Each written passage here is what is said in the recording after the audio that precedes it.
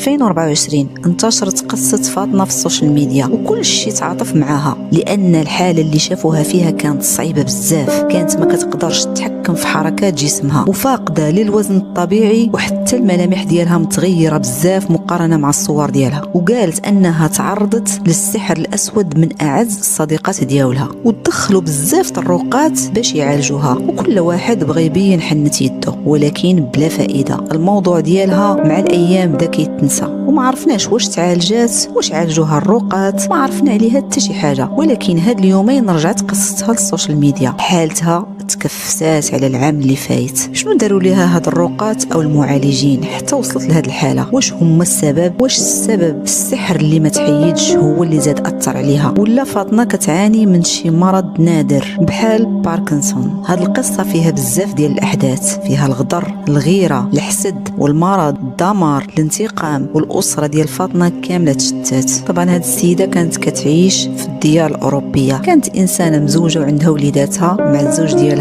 في أوروبا، كانت عايشة بخير. القصة ديالها غادي تبدا بالمرض ديالها في 2014 باش كانت في فرنسا. بدات كتحس بيديها كتقال عليها وما عندهاش قدرة باش دير شغالات ديال الدار، كتحس براسها ماشي مزيان، ومشات للمستشفى ودارت التحاليل والفحوصات والأشعة، وتيقولوا لها في التقارير كامل بأن ما عندها حتى شي حاجة، ولكن هي دائما كتحس بيديها اليمنية كتقال عليها. وهاد الأعراض بدات كتزيد يوم بعد يوم، وهي مسكينة من سبيطار لسبيطار كدير التحاليل، كدير الاشعه، وتيقول لها ما عندك والو، وهي في هذه الدوامه حتى 2019 غتهبط للمغرب، لان الام ديال الزوج ديالها كانت مريضه بزاف وهبطات تشوفها، وشي ايام قليله غتموت عجوزتها مسكينه. ولحقاش كاينه هذه الظروف خصها مازال تجلس شي شويه في المغرب على حساب الناس اللي كيجيو يعزيو والظروف العائليه. في هذه الوقيته غتلقى صاحبتها ديال الطفوله واقفه معاها بحال اختها كتعاونها وفي جنبها دائما، وحتى السوارس ديال الدار ديال فاطمه عطاتهم ليها. دازت واحد الشهوره وجا لوس فاطمه فاتحها في موضوع ديال صاحبتها، قال لها انا معجب بها وباغي نتزوج بها. فاطمه رفضات وقالت ليه ما تصلحش ليك. علاش؟ هي راها صاحبتها وبحال اختها، ولكن علاش ما بغاتش؟ شنو هو السبب؟ يمكن هي ما بغاتش علاقتها تخسر مع صاحبتها وخافت من المشاكل في المستقبل، او يمكن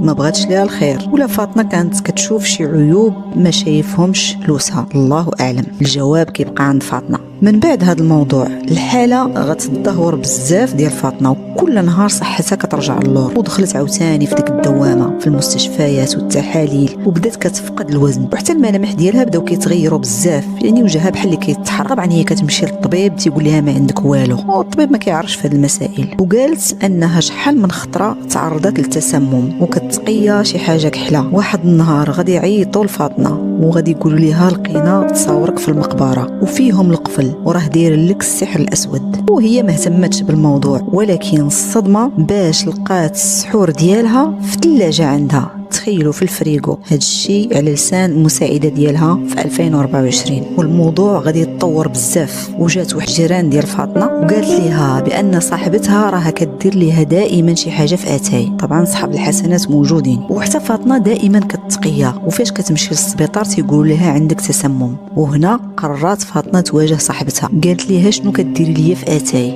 طبعا صاحبتها ما نكراتش، قالت ليها العين بالعين والبادي اظلم يا فاطمه. هنا صافي تاكدت ان صاحبتها هي صاحبه دعوتها، وهي اللي خرجت لها على حياتها. طبعا الحاله اللي وصلت لها خايبه بزاف، كنتمناو لها الشفاء العاجل. ولكن الاعراض اللي عند فاطمه هي اعراض ديال مرض الشلل الرعاشي الباركنسون، وهذا المرض ما عندوش العلاج. ومساله السحر وارده مع المرض، ولكن اهم حاجه التحصين والحفاظ على الصلاه والاذكار والقران، فهي القوه ديالك ضد مواجهه الشياطين الجن وحتى الانس.